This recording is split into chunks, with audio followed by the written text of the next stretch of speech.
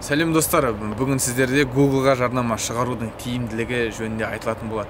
Яғни, бұл жерде сіздер Google-ға қандай жарнаманы, қандай бизнесті шығарған дұрыс. Яғни, Google-ға ол қалай шығады?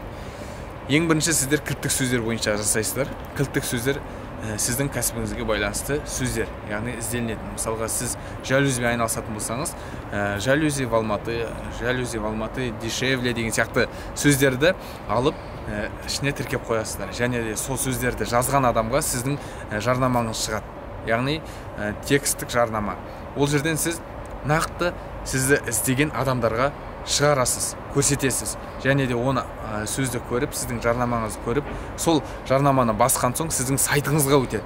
Яғни сол сайт арқылы сіз өзіңіздің бизнесіңізді сату керексіз. Нақты сіздің сайтыңыз арқылы өте көп сатылым жасайтын боласыз. Ендеше тағы да жарнаманың бір түрі Google-дағы КМС деген. КМС ол да сол кілттік сөздер бойынша шығады. Яғни ол жерде сізде салқын және де ыстық аудитория болады. Ол қандай?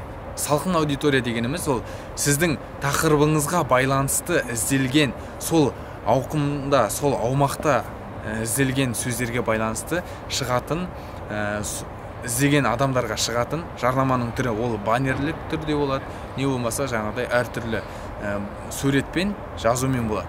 Ал енді сол жарнаманың қандай тиімділігі бар КМС-тің? Ол жерде салқын аудитория. Мысалға алып қарайтын болсақ, мына балмұздақ сататын дүкен. Балмұздақ сататын дүкенге сізге клиент келіп тұр. Маған балмұздақ беріңізші деп. Яғни ол сіздің ыстық аудиторияңыз. Ал егер сіз сол балмұздақты көшеде тұрып өтіп бара жатқан адамға ұсынсаңыз, менен 2-3 теңгеге балмұздақ сатып алыңыз деген сияқты. Ол жерде сіз қалай ойлайсыз, сатылым қайсында жоғары болады? Әрине, балмұздақ сұрап келіп тұрған адамға. Осы жерден ескергеніңіз жөн, Google сізді сұрап, іздеп келген адамдарға шығарып береді. Ал КМС немесе жаңағыдай салқын аудиторияға жарнама жасау, ол сіздің жаңағыдай екі талайлығыңызды көрсетеді жарнамаңыздың. Осымен бүгінге осы, қалған видеоларды келесі астындағы видеолар арқылы көре аласыздар. Немесе осы сипаттамаға өтіп, басқа да видеолардың тақырыбына байланысты көре аласыздар.